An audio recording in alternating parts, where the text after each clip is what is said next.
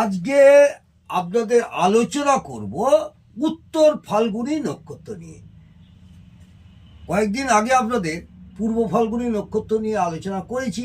আজকে 12 নম্বর নক্ষত্র উত্তর ফাল্গুনী নক্ষত্রের জাতক জাতিকাদের সাধারণত কি কি রোগ হয় সেই নিয়ে বিস্তারিত আলোচনা করছি।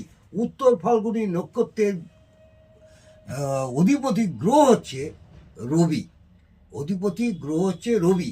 এই সব জাতক জাতিকাদের সাধারণত পেটের গোলমাল, পেটের সমস্যা এবং হজমের সমস্যা, গলা ফোলা, ঘাড়ে ফোলা, এই সব অসুখগুলো বেশিরভাগই দেখা যায়। এছাড়া পিত্তথলিতে টিউমার হওয়ার সম্ভাবনা থাকে।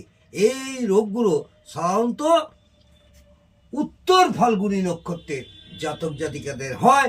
আগামী দিনে আপনাদের 13 নম্বর নক্ষত্র নিয়ে আলোচনা করব। আজকে এই পর্যন্ত।